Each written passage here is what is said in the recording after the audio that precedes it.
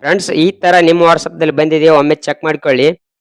ಈ ತರ ನಿಮ್ಮ ವಾಟ್ಸಪ್ದಲ್ಲಿ ಬಂದಿತ್ತಂದ್ರೆ ನೀವು ಕಳ್ಸೋ ಫೋಟೋ ಮತ್ತೆ ವಿಡಿಯೋ, ನೀವು ಮಾಡ್ತಿರೋ ಮೆಸೇಜ್ ಎಲ್ಲ ನಿಮ್ಮ ಪರ್ಸನಲ್ ವಿಷಯ ಎಲ್ಲ ಅವ್ರಿಗೆ ಗೊತ್ತಾಗ್ತಿರುತ್ತೆ. ನಿಮ್ಮ ಮೊಬೈಲ್ದಲ್ಲಿ ಯೂಸ್ ಮಾಡ್ತಿರೋ ವಾಟ್ಸಪ್ನ ನಿಮ್ಮ ಫ್ರೆಂಡ್ಸ್ ಅಥವಾ ಯಾರೋ ಈ ತರ ಶೇರ್ ಮಾಡ್ಕೊಂಡಿರ್ತಾರೆ ನಿಮ್ಮ ವಾಟ್ಸಪ್ನ, ಅವ್ರ ಮೊಬೈಲ್ದಲ್ಲಿ ಕಾಣ್ತಿರ್ತದೆ.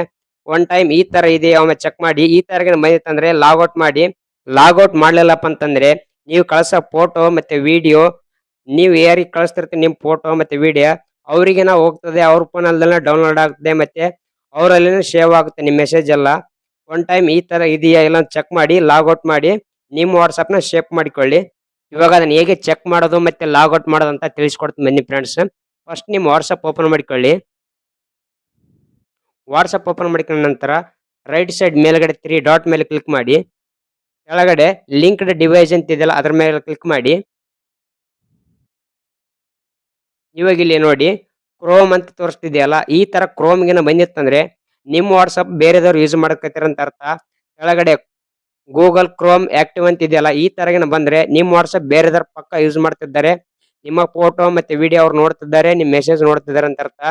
ಈ ತರ ಬಂದ್ರೆ ಆ ಕ್ರೋಮ್ ಮೇಲೆ ಕ್ಲಿಕ್ ಮಾಡಿ, ಗೂಗಲ್ ಕ್ರೋಮ್ ಮೇಲೆ ಕ್ಲಿಕ್ ಮಾಡಿ. ಇವಾಗ ಕೆಳಗಡೆ ರೆಡ್ ಕಲರ್ ಲಾಗೌಟ್ ಅಂತ ಇದೆಯಲ್ಲ ಅದ್ರ ಮೇಲೆ ಕ್ಲಿಕ್ ಮಾಡಿ.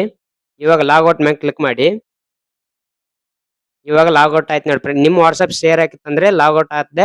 ನಿಮ್ಮ ವಾಟ್ಸಪ್ ಸೇಫ್. ಈಗ ಈ ತರ ಇರಬೇಕು. ಈ ತರ ಇತ್ತಂದ್ರೆ ನಿಮ್ಮ ವಾಟ್ಸಪ್ ಸೇಫ್, ನಿಮ್ಮ ವಾಟ್ಸಪ್ ಯಾರು ಶೇರ್ ಮಾಡ್ಕೊಂಡಿಲ್ಲ ಅಂತ ಅರ್ಥ. ಈ ತರ ಬರ್ಬೇಕು. ನೀವು ಚೆಕ್ ಮಾಡಿದ್ರೆ ಈ ತರ ಇತ್ತಂದ್ರೆ ನಿಮ್ಮ ವಾಟ್ಸಪ್ ಸೇಫ್.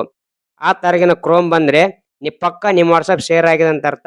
ಆ ತರ ಬಂದಿತ್ತಂದ್ರೆ ಲಾಗೌಟ್ ಮಾಡಿಬಿಡಿ, ನಿಮ್ಮ ವಾಟ್ಸಪ್ ಮತ್ತೆ ಸೇಫ್ ಆಗುತ್ತೆ. ಥ್ಯಾಂಕ್ ಯು ವಿಡಿಯೋ ನೋಡೋದಕ್ಕೆ.